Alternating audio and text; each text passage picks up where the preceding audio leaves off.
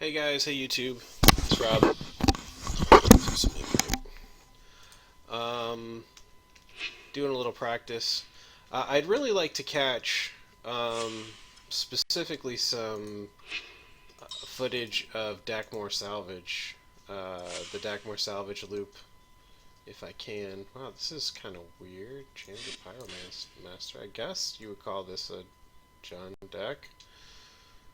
He must have just drawn that, otherwise he would have thought seized me. Well, that's all dead cards except for this Thoughtseize, so that has to go.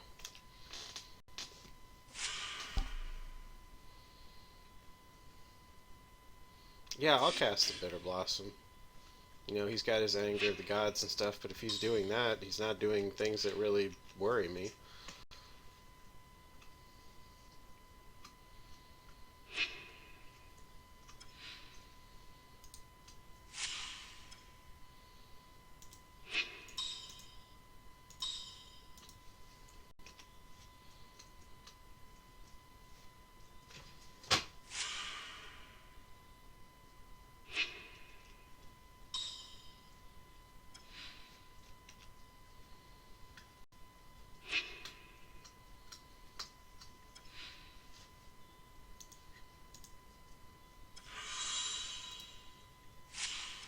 Ugh. A land flood here.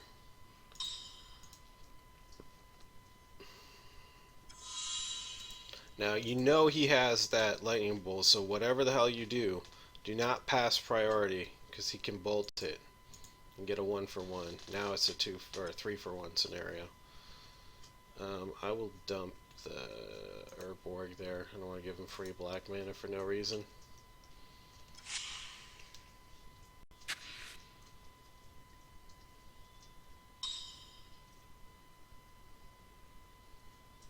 So he's going to try and redirect. Yeah. So now he's going to kill it with this Pyromaster, but that's fine because I'm going to swing into it hard with my Fey tokens and Mutavault.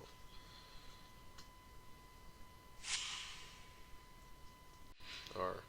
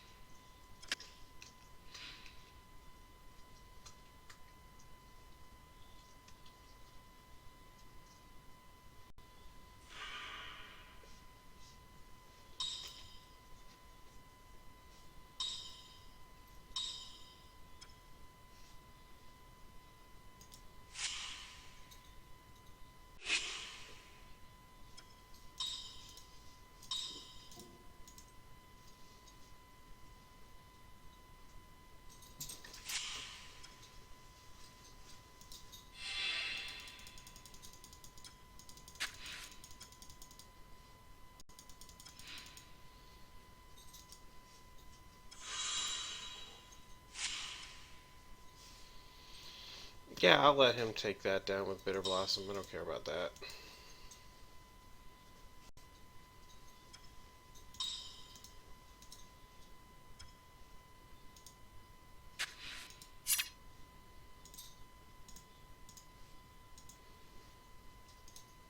It does 2 damage to him.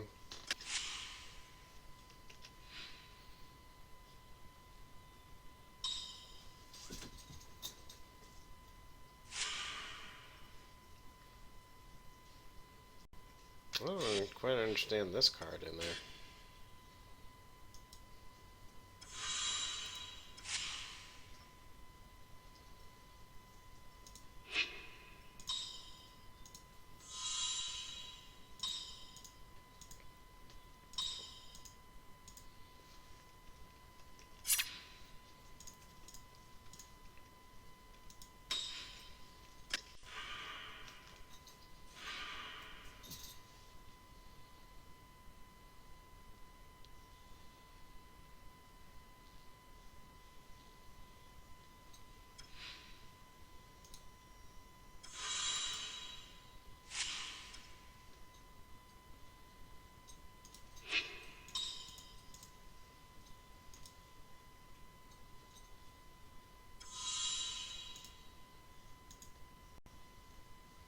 very nasty.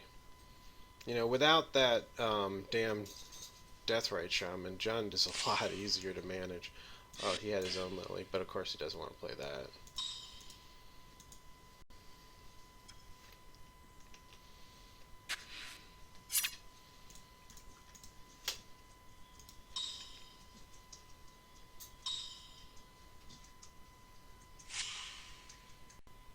That's fine. He's going to take the damage from Rack instead.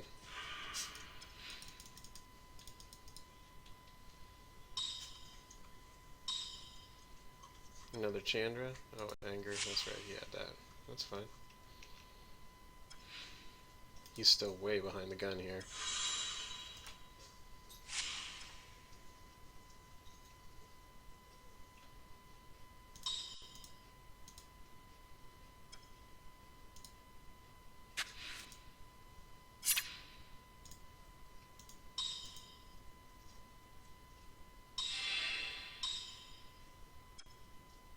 Terminates. Okay. So that's fine because, you know, it's going to be difficult for the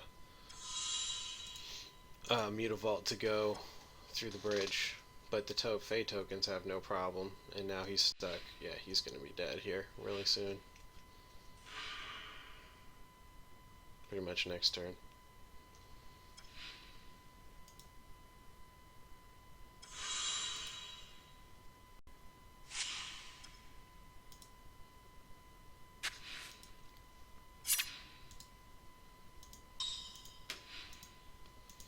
So that's how to manhandle Jund by 8 rack.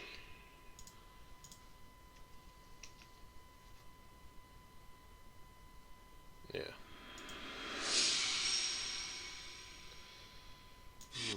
The surgical extractions might be nice here.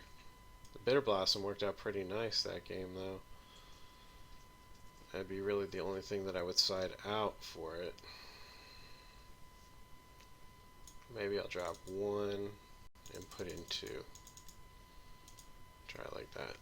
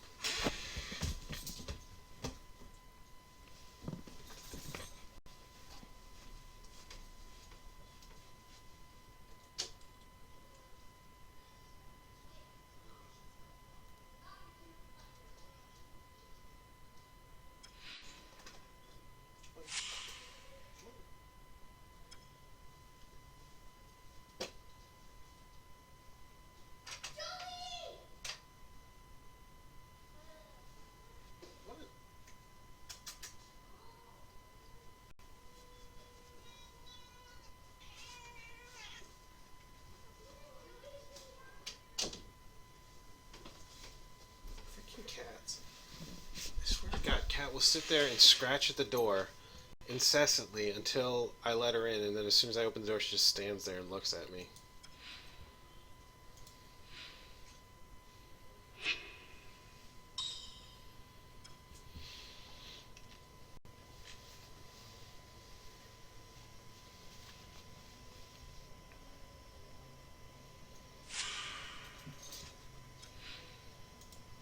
He has a garbage Thoughtseize.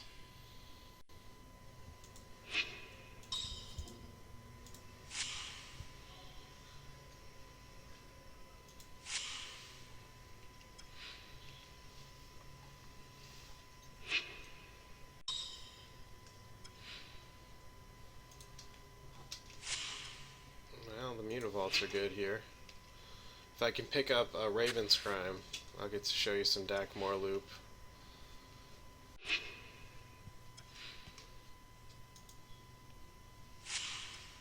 That's good.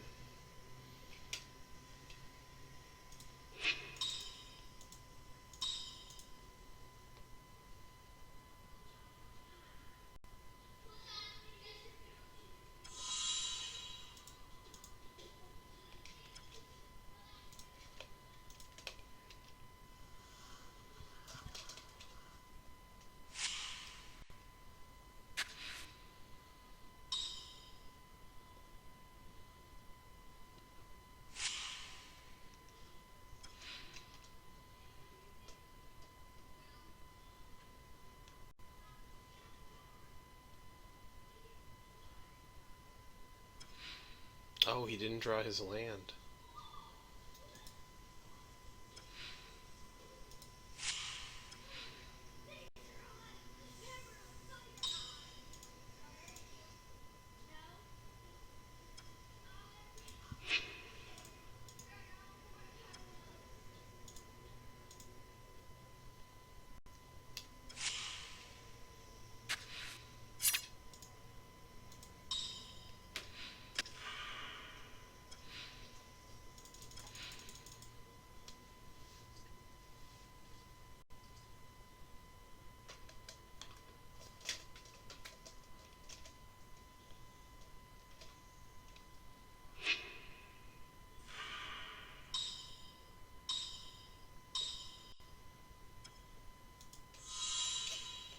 I don't get this. I mean, I guess I get it, but it's gotta be some better 4-drop. It's gotta be. Now that thing can live one more turn.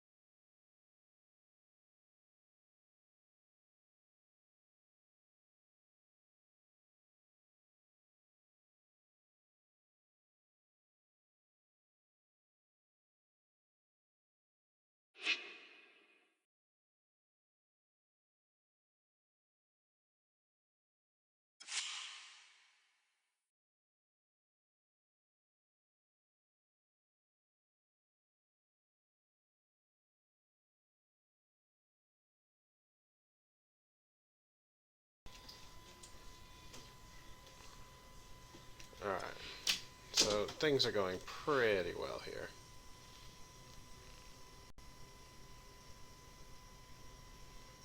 Oh, damn, he discarded sowing salts.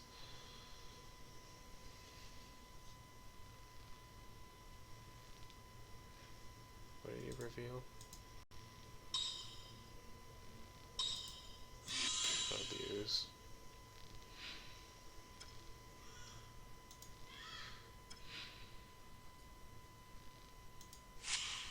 Okay, good. So I'll have the Raven's Crime going.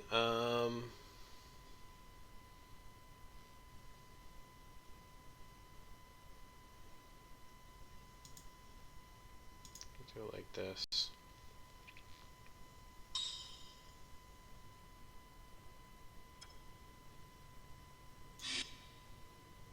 Regenerate each creature. Okay.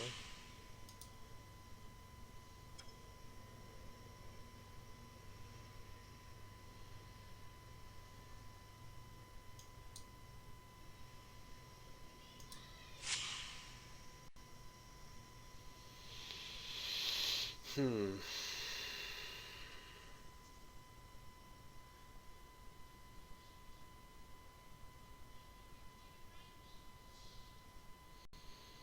I have a lot of these damn things.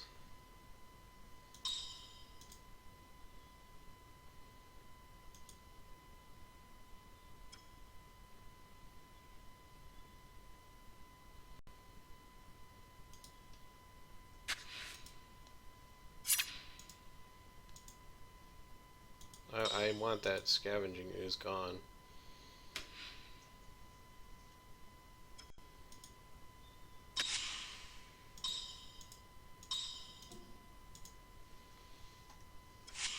So yeah, it was a 2-for-1 for him, but I'm in a better position because of it. So he'll get another... Oh shit. That's annoying.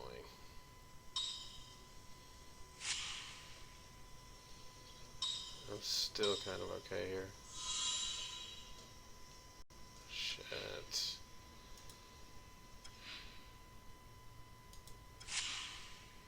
That's not what I wanted to see. I gotta sack one of these things to get through to that Chandra. It really messed me up. I guess I should have gone last turn with it. Of course, he still would have... No, he wouldn't have drawn that. He wouldn't have drawn that.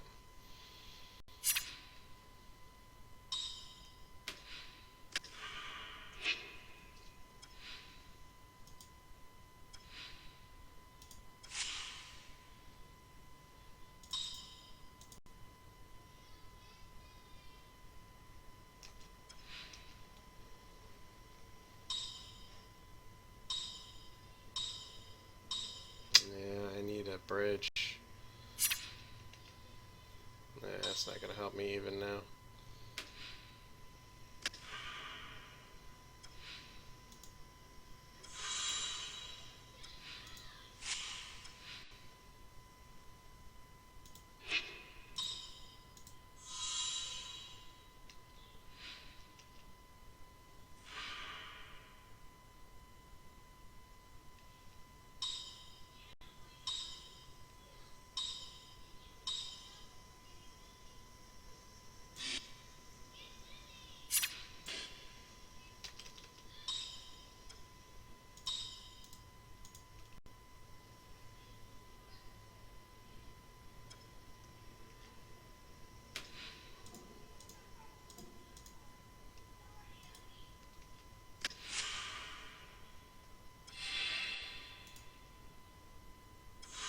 If I top deck a bridge here, I have a shot.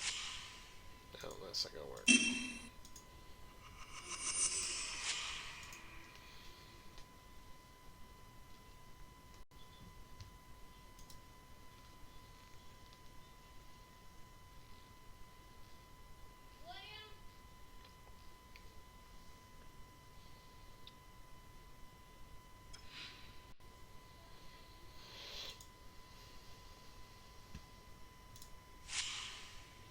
Shit. I have to keep.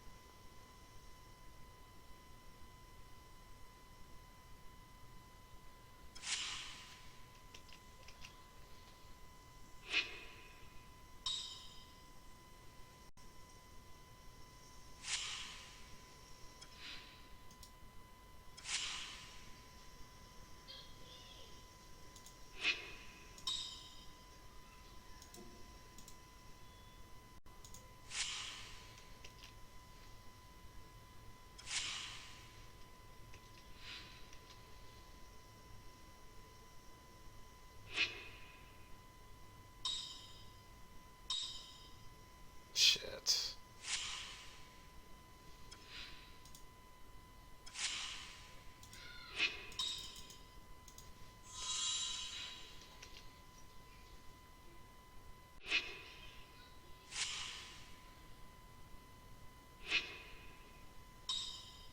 Maelstrom Pulse. No, go away.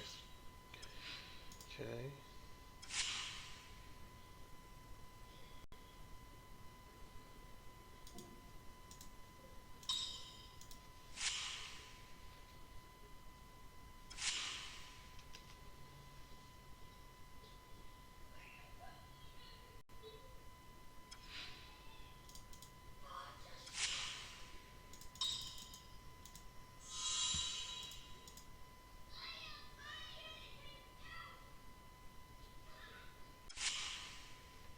Sphinx. Cool. He couldn't cast it. Because of that Raven's crime, he couldn't cast his Sphinx. Now he's got a Maelstrom or a Abrupt Decay. He has to choose one or two. Well, of course he'll choose the Bridge and then kill the Lily. Should probably... Yeah, I was going to say...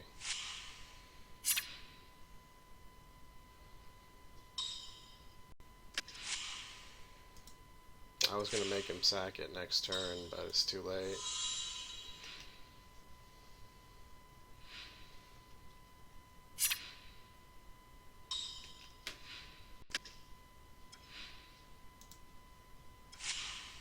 That's good.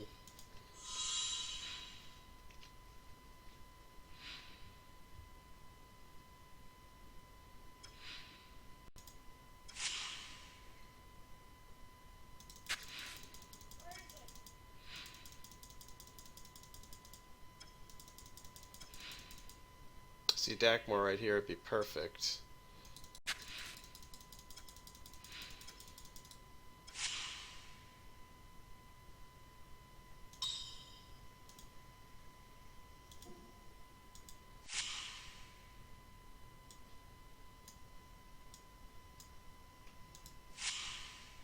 He only has one Maelstrom Pulse in there, so this is definitely a good surgical rip.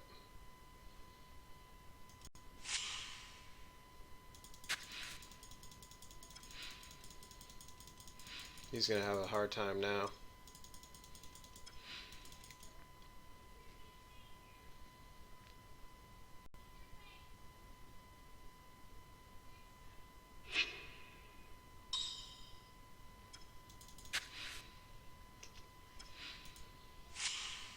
Okay, good. So I got the Dakmor now, we can see it. This, as soon as I get it, he's at 3, so he's locked. He can't, unless he gets like some way of drawing cards. He's in a death spiral now.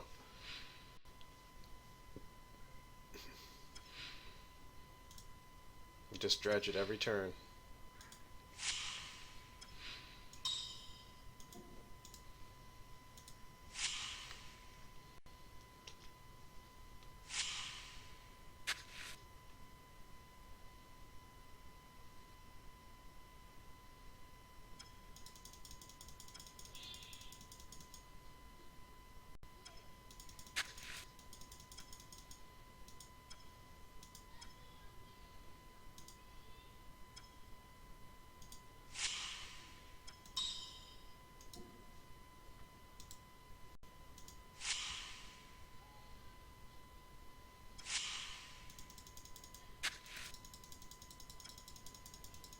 I don't care. I'll keep this up for the whole game, for the whole rest of the game. He has to do something to respond. This is what, in chess, you would call this opposition. It's a chess term. It means that you have the advantage, and they have to do something to break it. And whatever they do is going to be just as bad for them, you know, if not worse.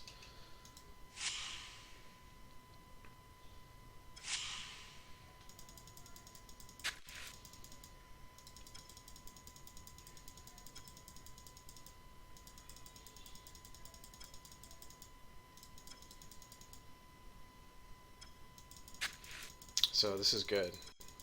I'm glad we're in this situation here, because this is exactly what I wanted to demonstrate.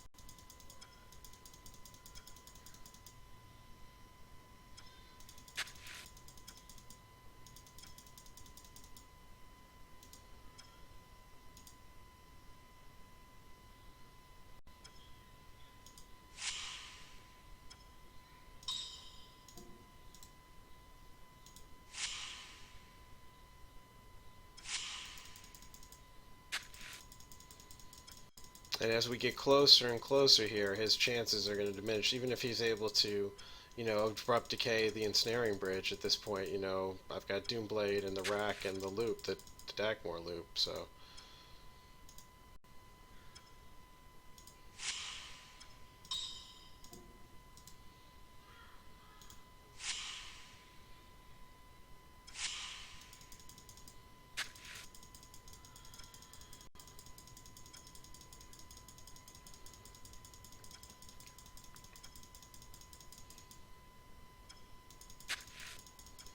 He just wants to do this forever. That's fine.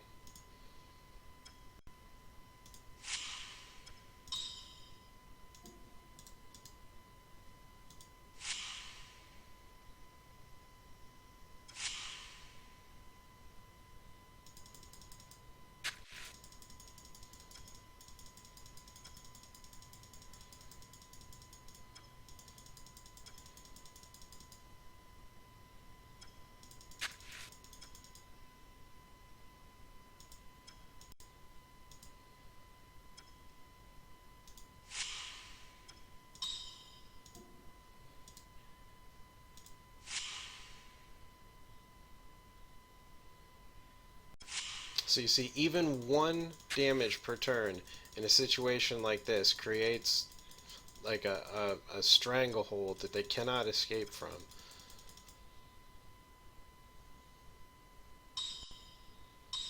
Finally decides to do something. Puts out the bob, okay. But that's going to kill him. That's going to kill him.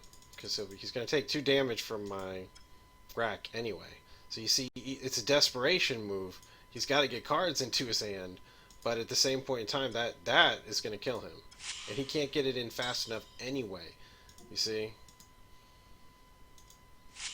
Even with the card draw, I can still kill him.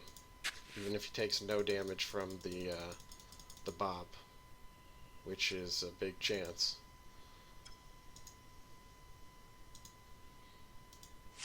And he dies. So I would say that's a good demonstration of how to use a Dakmor loop, why it's so good here. Like even if because you're probably tempted along those lines to not, to at some point, draw a card and let go because you want to see a new card, but he cannot do anything. You see, he has to respond, and his response can only be to empty his hand further, and that it tightens down the lock.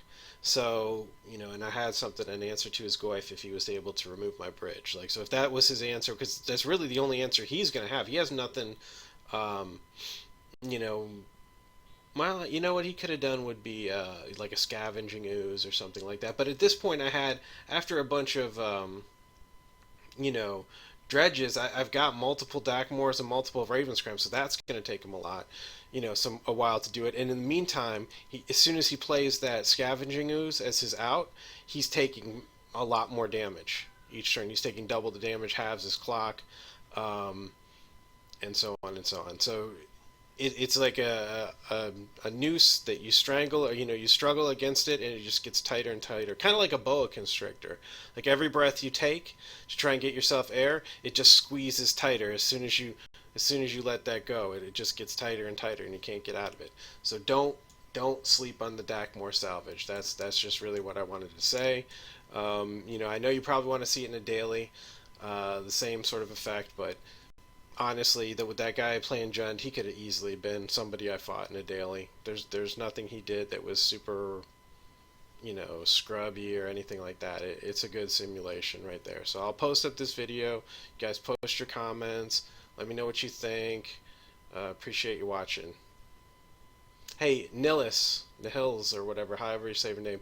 Good freaking job at that GP, going 8-1 on day one.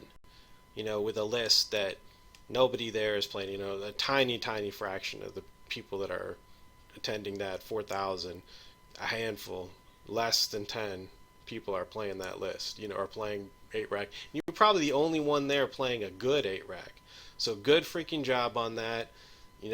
Massive amounts of props and balls to go out there and do something like that. So you did really well with it. Proud of you, buddy. So Let me know what you think of this video later.